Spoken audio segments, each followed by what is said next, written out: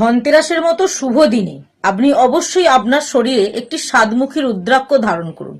সপ্তমুখী রুদ্রাক্ষ আপনি যে কোনো দিন ধারণ করতে পারেন না, সোমবার দিনটা অত্যন্ত শুভ বলে মনে করা হয়, কিন্তু এই ধনতেরাসের দিনটা এতটাই শুভ, এই দিন যদি আপনি সপ্তমুখী রুদ্রাক্ষ আপনার শরীরে ধারণ করতে পারেন তাহলে কিন্তু নানা রকম শুভ প্রভাব আপনার জীবনে পড়বে। অনেকেই মনে করে এই রুদ্রাক্ষ ধারণ করলে, সপ্তমুখী রুদ্রাক্ষের মধ্যে আপনি ভালো করে লক্ষ্য করবেন 7টা মুখ থাকে অথবা 7টা শিরা বা রেখা থাকে। তো এই সাতমুখী রুদ্রাক্ষ যদি আপনি ধারণ করতে পারেন, 7 রকম দেবতা আপনাকে রক্ষা করবে সব সময়। অনেকে কিন্তু এই রুদ্রাক্ষ ধারণ করে দীর্ঘায়ুর জন্য, অর্থাৎ যারা যাতে সুস্থ থাকে তার জন্য, রোগ ব্যাধি থেকে মুক্তি পাওয়ার জন্য কিন্তু এই রুদ্রাক্ষ ধারণ করা যায়। তবে আপনি যদি আপনার বাড়িতে একটি সাতমুখী রুদ্রাক্ষ ঠাকুরের সামনে রেখে দিতে পারেন বা আপনার শরীরে ধারণ করতে পারেন, তাহলে কিন্তু আপনার সংসারে থাকা নানা রকম নেতিবাচক শক্তি কিন্তু বেরিয়ে যাবে, নিজের মধ্যে থাকা নানা রকম নেতিবাচক শক্তি কেটে যাবে। তবে আপনি কি জানেন এই সাতমুখী রুদ্রাক্ষের অধিষ্ঠাত্রী দেবী হলেন মা লক্ষ্মী? যাদের সংসারে সাতমুখী রুদ্রাক্ষ থাকে বা যে ব্যক্তি সাতমুখী রুদ্রাক্ষ ধারণ করে, মা লক্ষ্মী দেবী কিন্তু তার সাথে সব সময় থাকে। এছাড়াও এর অধিপতি গ্রহ হচ্ছে শনিদেব। তো অর্থাৎ শনি গ্রহ যেহেতু এই রুদ্রাক্ষের অধিপতি দেবতা, সেহেতু ধনতেরাস পড়ছে শনিবার দিন। এই কারণেই ধনতেরাসের মতো শুভ দিনে আপনি যদি আপনার শরীরে একটি সপ্তমুখী রুদ্রাক্ষ ধারণ করতে পারেন বা আপনার বাড়ির মধ্যে যদি কোনো সন্তান থাকে, সেই সন্তানকে যদি সপ্তমুখী রুদ্রাক্ষ ধারণ করাতে পারেন, খুব ভালো ফলাফল পাবেন। তবে শুধুমাত্র ধারণ করালেই হয় না, কিছু নিয়ম আপনাকে মেনে চলতে হবে। এই নিয়মগুলো মেনে যদি আপনি শরীরে ধারণ করতে পারেন, তাহলে সকল দেবতার সাথে সাথে মহাদেবের আশীর্বাদ কিন্তু আপনি লাভ করতে পারবেন। মা লক্ষ্মী দেবী, কুবের দেবতা, গণেশজি, এছাড়াও কিন্তু মহাদেব, তার সাথে বড় বাবার আশীর্বাদ আপনি এই দিনে ধারণ করলে লাভ করতে পারবেন। কি করবেন, কিভাবে পালন করবেন, কিভাবে ধারণ করবেন?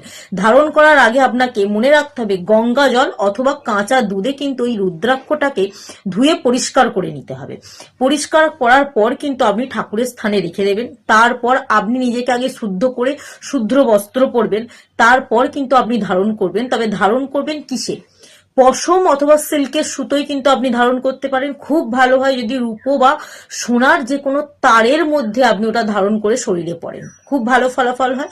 আর সবার পক্ষে এটা সম্ভব নয়, তো অবশ্যই পশমের সুতো আর সিল্কের সুতোতে আপনি এটি ধারণ করবেন, শরীরে ধারণ করবেন।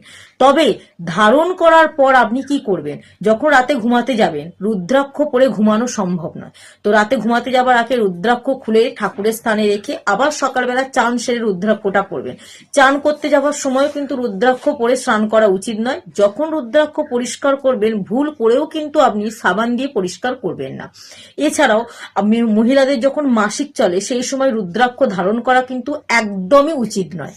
যারা এই সপ্তমুখী রুদ্রাক্ষ ধারণ করবেন শরীরে, তাদেরকে একটা কথা মাথায় রাখতে হবে, যখন আপনি দুধ বা গঙ্গা জলে ধুয়ে ঠাকুরের স্থানে রেখে দিলেন, তারপর যখন এই রুদ্রাক্ষটা আপনি ধারণ করবেন, তখন এই রুদ্রাক্ষকে হাতে নিয়ে আপনি ওম নমঃ শিবায় মন্ত্রটি 11 বার অথবা 108 বার জপ করবেন। যদি মহামৃত্যুঞ্জয় মন্ত্রটি 108 বার জপ করতে পারেন, খুব ভালো ফলাফল আপনি লাভ করতে পারবেন। যদি সম্ভব না হয়, ওম নমঃ শিবায় মন্ত্রটি 108 বার জপ করুন। যাদের পক্ষে এই 108 বার জপ করাও সম্ভব নয়, তারা অবশ্যই 11 বার জপ করুন। জপ করার পর কিন্তু যখন পুজো হবে, মা লক্ষ্মীর পুজো করবেন এই ধনতেরাসের দিন শুভ তিথিতে, তখন পুজোর সময় একটি সাদা ফুল রুদ্রাক্ষের ওপর দেবেন, তারপর সেটিকে কিন্তু ধারণ করবেন।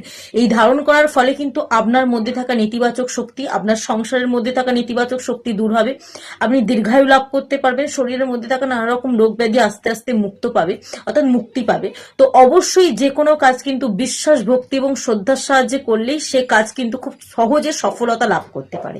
বিশ্বাস না থাকলে কাজ করতে যাবেন না, শুধুমাত্র বিশ্বাস নিয়ে, ভক্তি নিয়েই কাজটি করুন।